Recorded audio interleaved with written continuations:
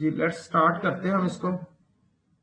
Registry basically जो है pattern है। पैटर्न हम कल स्टडी कर चुके हैं कि पैटर्न क्या होता है।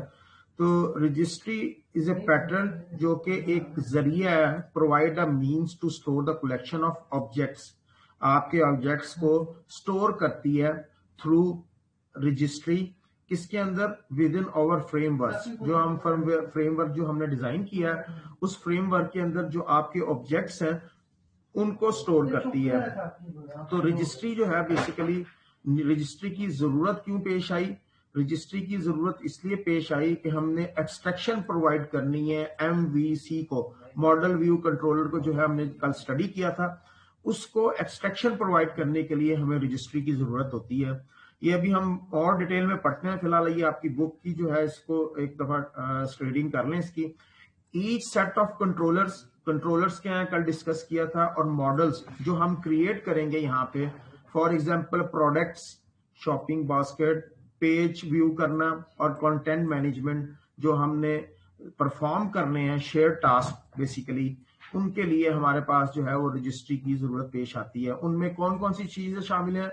डाटाबेस से क्यूरी करना, और अगर आपने यूजर लॉगिन है उसको जो है चेक करना ऑलरेडी, और उसकी डाटा जो है यूजर की, वो इंफॉर्मेशन जो है वो गेट करना।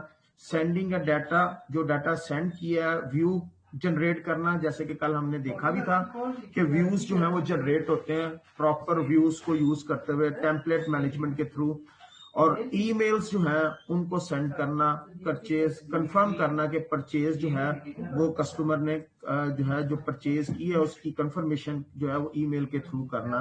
और इसी तरह सर्वर्स फाइल सिस्टम के साथ इंटरेक्ट करना, फाइल्स वगैरह अपलोड करना प्रोडक्ट्स की। ये तमाम चीजें जो है वो हमारी रजिस्ट्री जो है उसके लिए बीच में एक मीन है, जरिया है। अगर आप देखें, ये आपके पास डायग्राम है बुक के अंदर, यह हमारा फ्रेमवर्क है यहाँ पे, और इस फ्रेमवर्क में ये एक सिंगल पॉइंट है, दैट इज रजिस्ट्री। और इस रजिस्ट्री ने मुख्तलिफ कंपोनेंट्स या ऑब्जेक्ट्स आप कह लें कि जो कि अवेलेबल हैं। डाटाबेस हैंडलर है, टेम्पलेट मैनेजर है, ईमेल सेंडर है, और फाइल मैनेजमेंट। ये तमाम कंपोनेंट्स जो हैं, ये तमाम की तमाम जो फंक्शंस हैं, ऑब्जेक्ट्स जो है, ये आपस में भी और फ्रेमवर्क के साथ भी सिर्फ एक सिंगल पॉइंट से कम्युनिकेट कर सकते हैं। अगर डाटाबेस हैंडलर ने ईमेल से कम्युनिकेट करना है, या ईमेल ने किसी और ऑब्जेक्ट या मॉड्यूल से जो है वो कम्युनिकेशन करनी है, तो that will be via registry. Registry के थ्रू जो है वो ये कम्युनिकेशन होगी। तो बेसिकली कहता है जी कि most system and framework extract this function into object of their own and others will be a no exception. Registry allow us to keep this object together. ये रजिस्ट्री ने तमाम चीजों को जो है वो इकट्ठा रखा हुआ है। The registry can not be pass around the can be pass around the framework, provide a single point of contact access to these core function। जितनी भी फंक्शनैलिटी आपको नजर आ रही है, that functionality can be accessed by a single point। so that is the single point जहां से ये registry ने जो है वो इंटरेक्ट करना है। तो बेसिकली किसी भी ऑब्जेक्ट को एक्सेस करना है तो वो रजिस्ट्री के थ्रू एक्सेस करना है। जो भी फंक्शनैलिटी एक्सेस करनी है, फ्रेमवर्क जो है वो भी डायरेक्टली रजिस्ट्री के साथ इंटरएक्ट करेगा, which provide access to the relevant object. किसी भी ऑब्जेक्ट को अगर आपने एक्सेस करना है, you will go through the registry. Registry के थ्रू जो है वो आप उसको एक्सेस करेंगे। तो अब हम जरा थोड़ा सा डिटेल में जो है रजिस्ट्री को स्टडी करते हैं। हमारे पास जो है ये स्लाइड्स हैं, इसको स्लाइड्स को हम देखते हैं। मैं आप लोगों के साथ शेयर कर लूं इसको।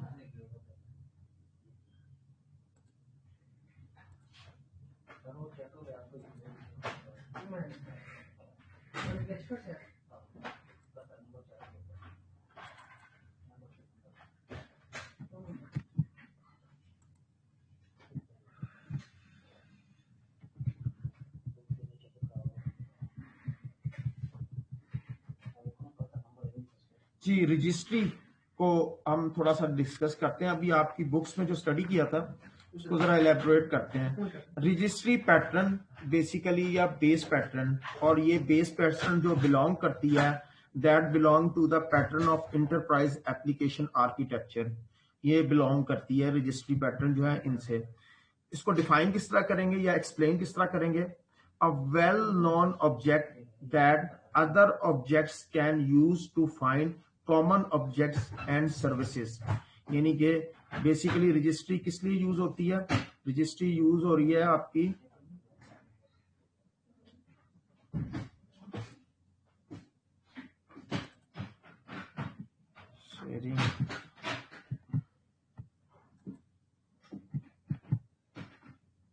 जी। तो बेसिकली एक ऑब्जेक्ट जो है वेल नोन ऑब्जेक्ट, उसकी थ्रू आप दूसरे ऑब्जेक्ट्स जो हैं उनको और उनकी सर्विसेज को आप एक्सेस करते हैं। सेकंड एक्सप्लेनेशन जो है, registry is essential a global object, global objects होगा रजिस्ट्री आपकी। और इस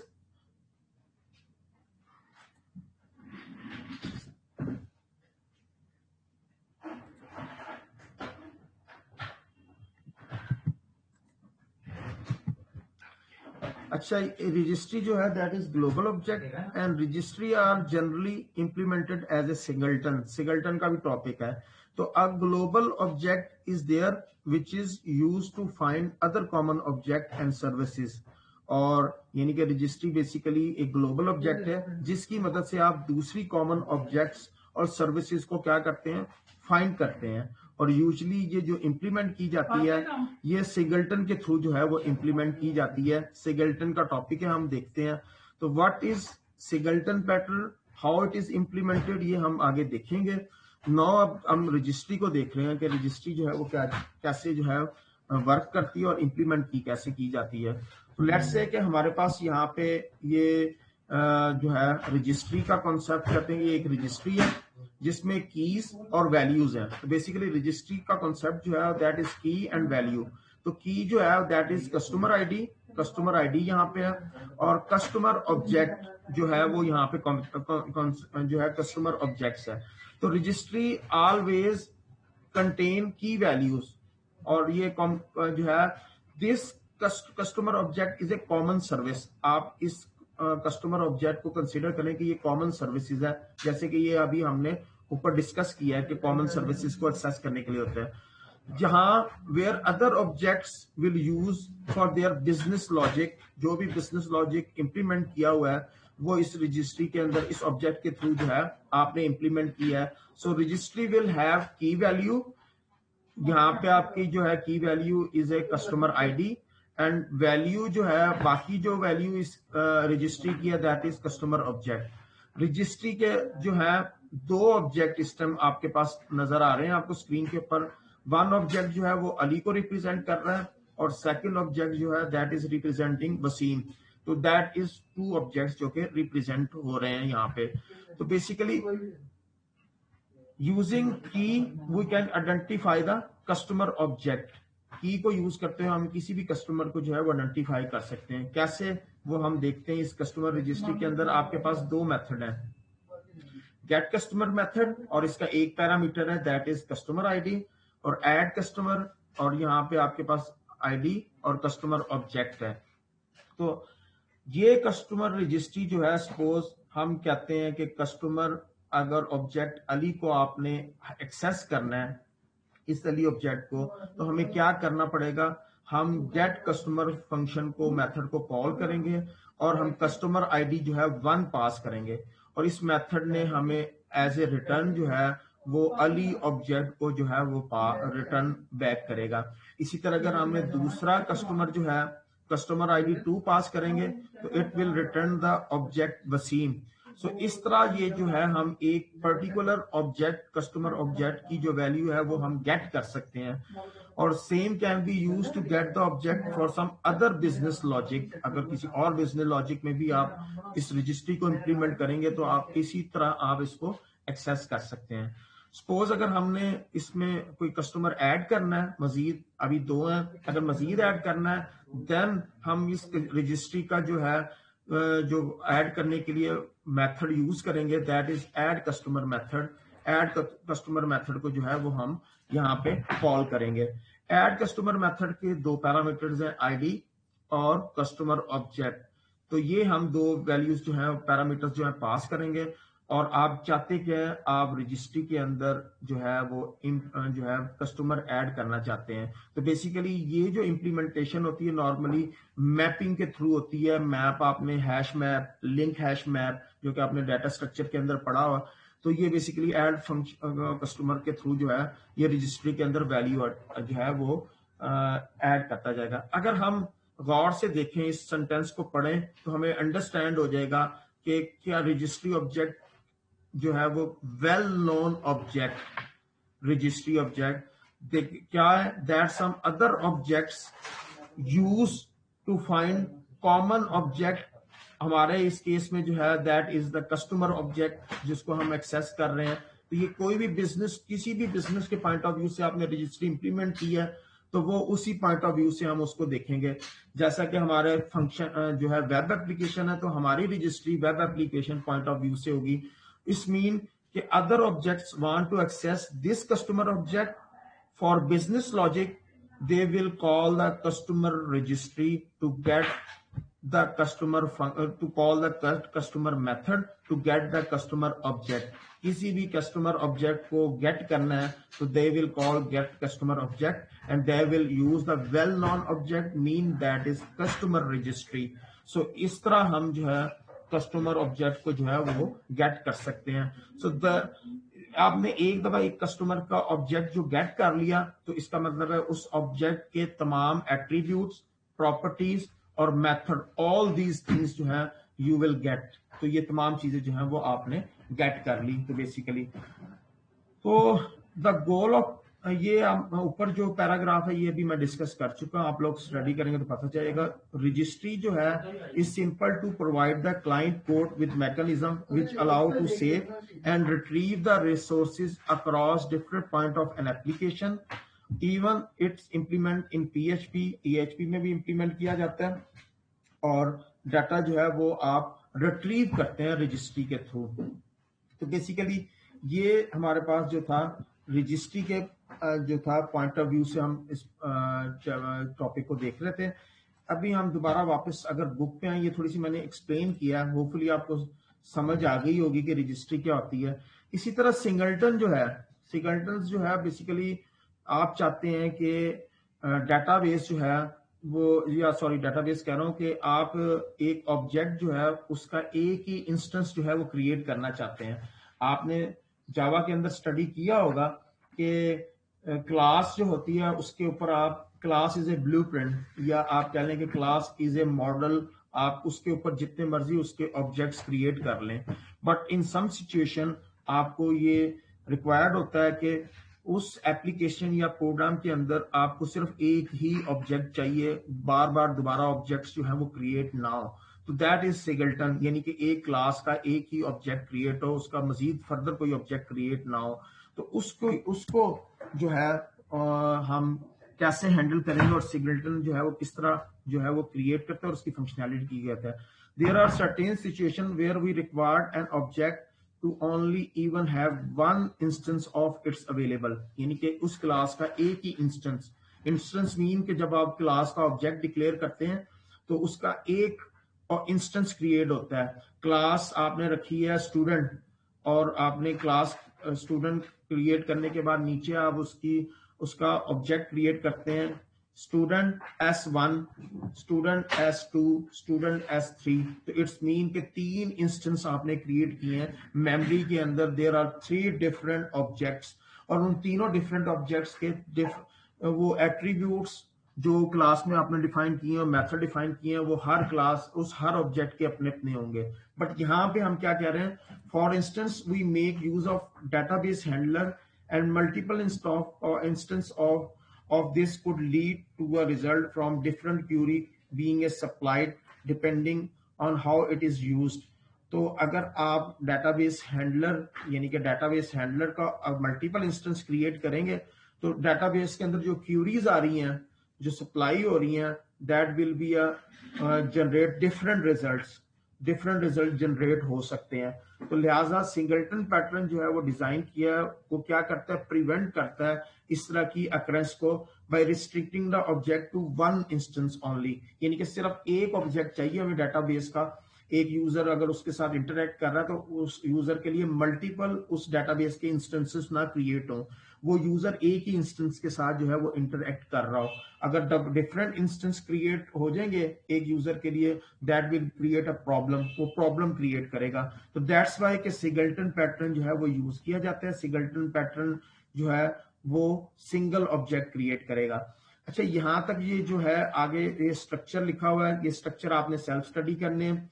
इसमें वो बता रहा है कि हमने क्या क्या चीजें जो है रखी हैं, मॉडल, व्यू, कंट्रोलर, रजिस्ट्री है, रजिस्ट्री वोक है। ये स्ट्रक्चर अपने डाटा स्ट्रक्चर, डाटा जो अपने वेब एप्लीकेशन जो ई कॉमर्स की एप्लीकेशन बनाई है उसके वो स्ट्रक्चर्स को बता रहा है कि कौन कौन सी चीजें डिफाइंड हुई हुई हैं। तो that will be a self study, आप सेल्फ स्टडी करोगे इसको। तो हम जो आगे जाएंगे इम्प्लीमेंटेशन वाली उस पर जाएंगे कि इम्प्लीमेंटेशन में जो है वो किस तरह करेंगे। यहाँ पे वो कहता है जी कि ये वाली लाइंस अगर हम देखें तो वो कहता है जी कि फ्रेमवर्क, जब आप कोई यूआरएल जनरेट होगा, रजिस्ट्री जो है वो तीन फंक्शन जो है वो परफॉर्म करेगी। एक यूआरएल जो यूजर ने टाइप किया, www जो भी किया हुआ है, वो हमारे index.php फाइल उसको रूट करेगी। ये index.php फाइल वो फाइल होती है जो कि हर वेब के अंदर स्टार्टिंग फाइल होती है, जिसे नॉर्मली होम होम फाइल भी कहते हैं बाज दफा। तो that will be a starting file जो कि जहां पे आपकी वेब एप्लीकेशन जो भी यूजर यूआरएल टाइप करेगा तो वेब एप्लीकेशन पे आपकी वेब पेज ओपन होगा, और उसके बाद वहां से वो जहां पे भी जिस फाइल को भी एक्सेस करना चाहेगा वेब पे, वो इस यूआरएल से राउट होती हुई जाएगी। Building a URL is based on series of parameter, query string and URL. जो भी यूजर ने क्यूरी दी है उसके, अक्सर आपने देखा होगा अगर आप यूआरएल देखें तो वो यूआरएल के साथ वेब एड्रेस के साथ आगे मजीद फर्दर स्ट्रिंग्स अटैच होती हैं। वो बेसिकली यूआरएल होते हैं, वो स्पेसिफिक बता रहे होते हैं कि आप उस वेब एप्लीकेशन के किस पार्ट को या किस मॉड्यूल को एक्सेस करना चाह रहे हैं। तो वो यूआरएल जो है वो जनरेट होता है। इसी तरह अगर रिजल्ट जनरेट हुआ डेटाबेस से और वो डेटाबेस रिजल्ट जो है वो वापस रिटर्न होना है, तो वो भी एक यूआरएल की सूरत में जनरेट होकर वापस रिटर्न होगा। तो यूजर उसको व्यू करेगा जो भी रिजल्ट जनरेट हुआ है। इट्स मीन कि इनकमिंग और आउटगोइंग रिजल्ट जो भी यूआरएल का होगा वो बेसिकली रजिस्ट्री उसको, उसके अंदर ये फंक्शनैलिटी इंक्लूड है। पैजिनेशन का मतलब अक्सर आप लोगों ने देखा है कि जब आप गूगल के ऊपर सर्च करते हैं तो अगर एक से ज्यादा पेजेस हैं तो नीचे 1 2 3 पेजेस लिखा हुआ नजर आ रहा होता है, उसको हम कहते हैं पेजिनेशन। तो वो पेजिनेशन जो है वो भी बेसिकली जो है वो फंक्शनैलिटी परफॉर्म होनी है। तो सपोज हमारे पास जो सिंगलटन्स को हम मजीद देखते हैं।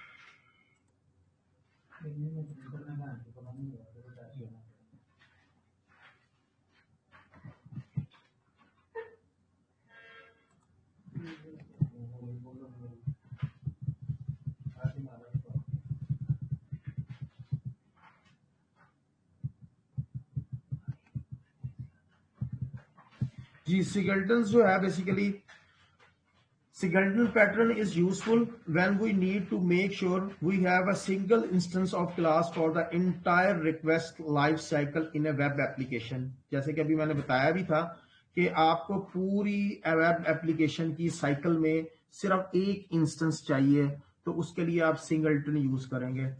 और this typically occur when we have a global objects जिसमें कॉन्फ़िगरेशन है, रिसोर्सेज हैं, मुख्तलिफ इवेंट्स वगैरह, उसके लिए हमें सिर्फ एक सिंगल इंस्टेंस चाहिए। शेयर रिसोर्सेज के लिए ग्लोबल ऑब्जेक्ट के तौर पर सिंगलटन चाहिए। सिंगलटन पैटर्न जो है वो बेसिकली सॉफ्टवेयर डिजाइन पैटर्न है that restricts the institution of class to one object, यानी कि एक ही इंस्टेंस उस ऑब्जेक्ट का क्रिएट होगा।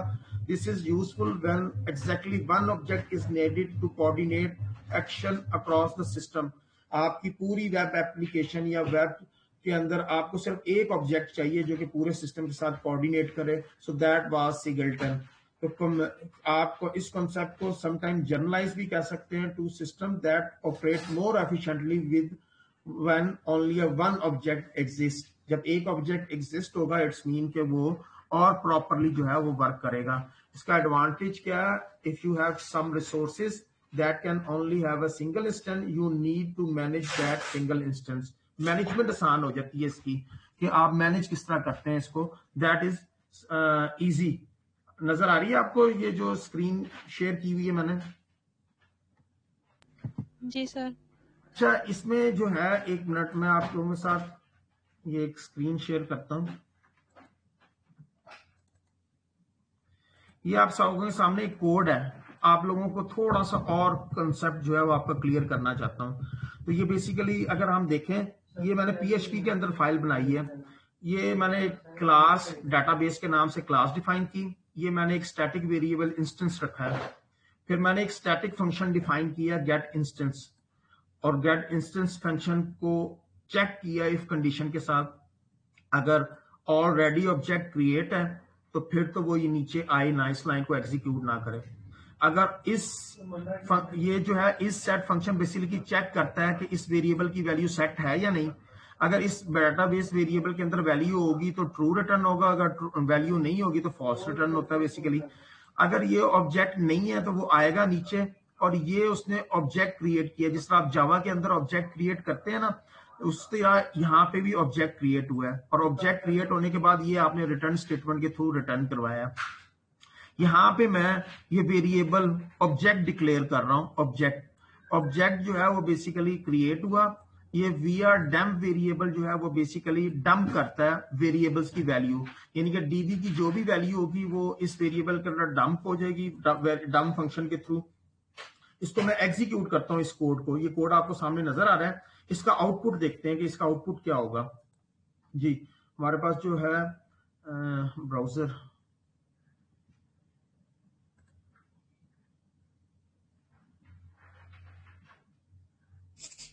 सर ये पीएचपी है? जी जी ये पीएचपी है।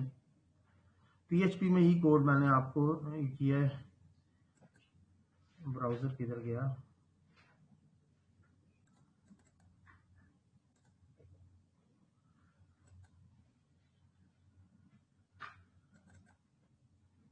ये जी, मैंने इस फाइल का नाम रखा था सिगल्टन डॉट पीएचपी। मैंने जो फाइल बनाई है उसका सिगल्टन डॉट पीएचपी रखा है। ये आप यूआरएल, आपको स्क्रीन शेयर है तो यहाँ पे नजर आ रहा होगा लोकल होस्ट सिगल्टन डॉट पीएचपी। अब जब आप इसको रन करते हैं तो वो आपको एक ऑब्जेक्ट दिखा रहा है इसका, यानी कि ऑब्जेक्ट एक क्रिएट हुआ है। लेट्स सी, इसको थोड़ा सा अमेंडमेंट करते हैं इस कोड को। ये जो कोड अभी मैंने आप लोगों के साथ शेयर किया है इसको मैं अमेंड करता हूं यहाँ पे। ये ले जी, यहाँ पे मैं एक वेरिएबल और डिक्लेयर कर रहा हूं।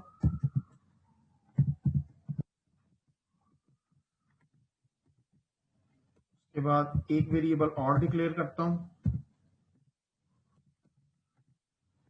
जी। यहाँ पे हम इसको डंप करते हैं, जितने वेरिएबल्स हमने डिक्लेयर किए हैं उनकी इंफॉर्मेशन हमें चाहिए। तो डंप वेरिएबल के थ्रू पहला जो हमने डिक्लेयर किया, उसके बाद दूसरा वेरिएबल जी।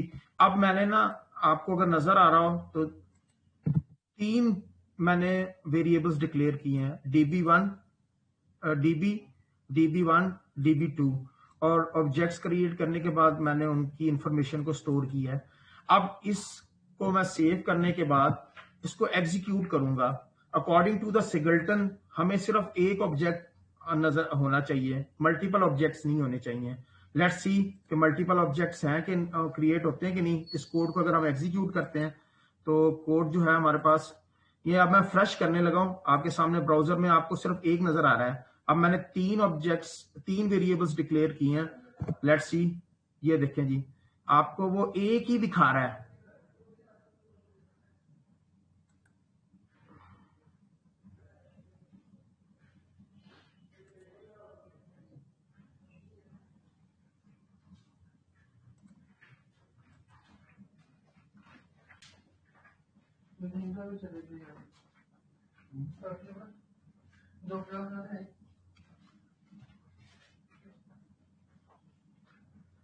एक मिनट, ये स्क्रीन मैं शेयर करता हूँ। स्क्रीन जो है वो क्लोज हो गई थी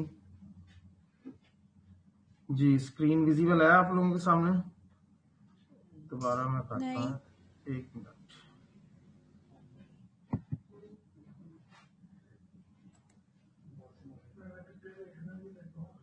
जी स्क्रीन किधर गई, ये ना जी, ये देखिए जी, अभी ये मैंने 3 वेरिएबल्स डिक्लेयर किए थे, और बट उसका जो है इफेक्ट अगर आप देखें तो वो आपको 1 नजर आ रहा है हर जगह पे। तो इसका मतलब है कि वो एक ही ऑब्जेक्ट क्रिएट किया हुआ है उसने, मल्टीपल ऑब्जेक्ट्स नहीं क्रिएट किए।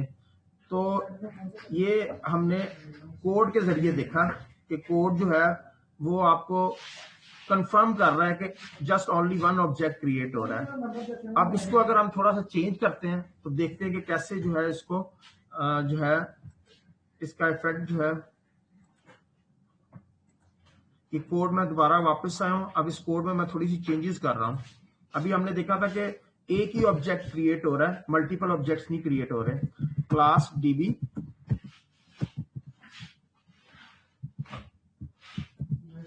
ये ले जी, ये मैं ऑब्जेक्ट्स क्रिएट किया। अब यहाँ पे मैं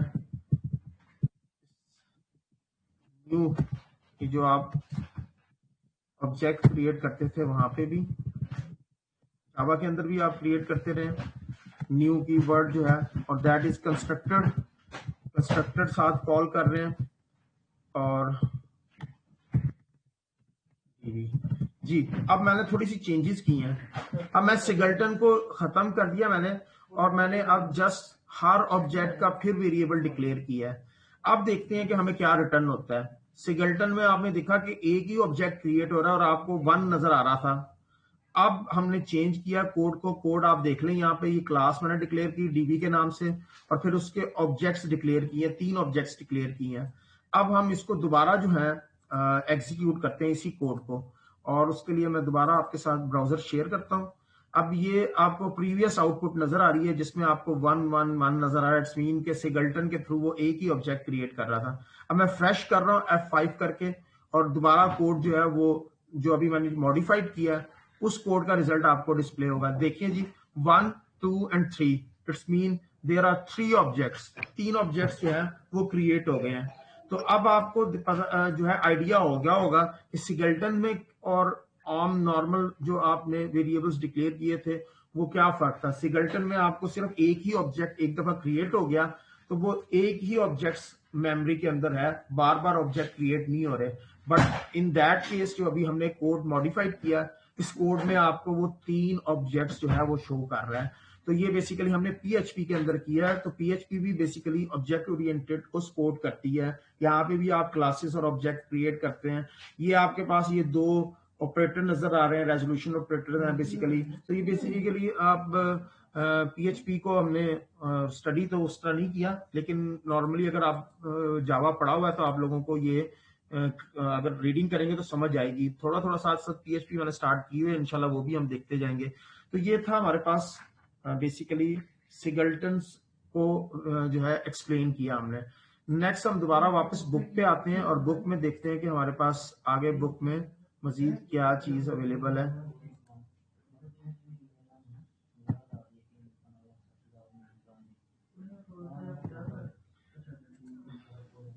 सर पीएचपी वेब के थ्रू यूज की है? हाँ जी, वैम के थ्रू की है, क्योंकि वो आप इंस्टॉल करेंगे तो तभी वो आपके साथ जो है वर्किंग करेगी वैम के जरिए। और नोट पैड प्लस प्लस उसको सपोर्ट नहीं करता पीएचपी को? नोट पैड जो है that is the editor, you will write the code just only. जिस तरह आपने नेटबीन यूज किया था, तो नेटबीन तो आईडीई इंटीग्रेटेड डेवलपमेंट इन्वायरमेंट था, तो वहां पे वो कोड भी आप मॉडिफाई कर सकते हो, रन भी कर सकते हो, एग्जीक्यूट भी कर सकते हो। But note pad is not IDE integrated development environment, आपको नहीं प्रोवाइड करता। Just that is a note pad, you can write the text just like. आप अगर ये यूज नहीं करना चाहते तो आप उसका जो है क्या कहते हैं, विंडो का नोट पैड भी यूज कर सकते हैं, उसके थ्रू भी आप कर सकते हैं कोडिंग। तो बेसिकली ये एग्जीक्यूट नहीं करेगा। एग्जीक्यूट करने के लिए आपको ब्राउजर में पीएचपी इंस्टॉल होगी आपकी, और ब्राउजर में यूआरएल में जाके आप लोकल होस्ट / अपनी फाइल का नाम लिखेंगे, तो तब आपका कोड रन होगा पीएचपी का। और एक फाइल की एक्सटेंशन .php होनी चाहिए, मैं पहले बता चुका हूँ। लेट्स सी हम आगे मूव करते हैं। हमारे पास जो है ये कोड है जो कि अभी हमने स्टडी किया था। हमने स्टडी ये किया था कि हमने रजिस्ट्री को देखा था और रजिस्ट्री को स्टडी किया था। तो हमारे पास ये जो कोड है बुक के अंदर, जो रजिस्ट्री उसने थोड़ा थोड़ा कोड उसने डिस्कस किया हुआ है अपनी एप्लीकेशन का। अच्छा, इससे पहले कि मैं आप लोगों को इसका जो है मजीद फर्दर दिखाऊं, मैं आपको ना यहाँ पे एक जो है फोल्डर दिखाना चाहता हूँ अपने उसमें, जो फोल्डर्स मेरे पास हैं है, ये कोड जो है बेसिकली यहाँ पे देखें तो ये कोड अरे डिक्लेयर हुई है ऑब्जेक्ट की, एक अरे ऑब्जेक्ट की डिक्लेयर की। उसके बाद सेटिंग्स, कुछ सेटिंग्स हैं जो कि रजिस्ट्री के अंदर स्टोर होनी है, उसके लिए भी उसने ये अरे डिक्लेयर की है जिसका नाम उसने सेटिंग रखा है और उसको अरे डिक्लेयर किया है। अच्छा जी, फिर उसके बाद ये एक फंक्शन है पब्लिक फंक्शन, और इसके अंदर दो पैरामीटर पास हुए हैं, ऑब्जेक्ट और की। अभी आपको मैंने रजिस्ट्री के फंक्शन में बताया था कि रजिस्ट्री के अंदर दो फंक्शन होते हैं, एक की और दूसरी उसकी ऑब्जेक्ट। तो बेसिकली ये रजिस्ट्री था, तो की वैल्यू तो लाजमी होगी किसी भी ऑब्जेक्ट को एक्सेस करने के लिए। अब वो कहता है जी कि अगर ये स्ट्रिंग पोजीशन फंक्शन क्या करता है, स्ट्रिंग पोजीशन फंक्शन आपके साथ मैं शेयर करता हूं यहाँ पे, ये एस उसका फंक्शन है। स्ट्रिंग पोजीशन सर्च करता है वैल्यू को, एक मिनट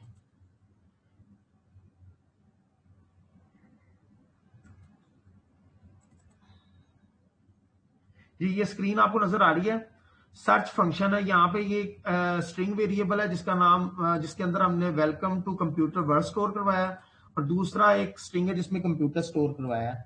इस फंक्शन को कॉल किया, कंट्रोल यहाँ पे ट्रांसफर होगा। ये str पोजीशन फंक्शन यूज किया है, ये देखेगा, वैल्यू फाइंड आउट करेगा, अगर वैल्यू मिल जाएगी, सर्च स्ट्रिंग के अंदर जो वैल्यू पड़ी हुई है वो स्ट्रिंग के अंदर मौजूद है, अगर रिटर्न होगा तो ट्रू होगा और आपको बता देगा कि इस पोजीशन के ऊपर वैल्यू मिल जाएगी। जिस तरह यहाँ पे इस जो एग्जांपल है इसमें पोजीशन 11 रिटर्न करेगा क्योंकि कंप्यूटर जो है वो 11 पोजीशन पे है, और अगर नहीं होगा तो फॉल्स रिटर्न करेगा। तो स्ट्रिंग पोजीशन जो है बेसिकली ये पोजीशन रिटर्न करता है स्ट्रिंग की। वापस हम आते हैं दोबारा अपने उसी के ऊपर, वे स्क्रीन जो है बार बार शेयर करनी पड़ती है मुझे। ये अब वो चेक करेगा कि ये डेटाबेस जो है ये ऑब्जेक्ट के अंदर मौजूद है, अगर नहीं मौजूद है तो क्या करें, फिर वो चला जाए स्ट्रिंग को रिप्लेस करे, स्ट्रिंग रिप्लेस करेगा। ये ऑब्जेक्ट के अंदर स्ट्रिंग रिप्लेस का फंक्शन यूज होता है, और ये आपको अभी जो है मैंने बताया था। एक मिनट, स्ट्रिंग रिप्लेस का फंक्शन भी मैं आपको बताता हूँ, एक्सप्लेन करता हूँ यहाँ पे। ये स्ट्रिंग str रिप्लेस फंक्शन जो यूज हुआ है बेसिकली जी,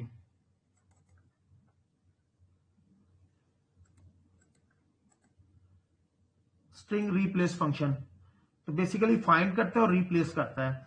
ये कैसे रिप्लेस करेगा,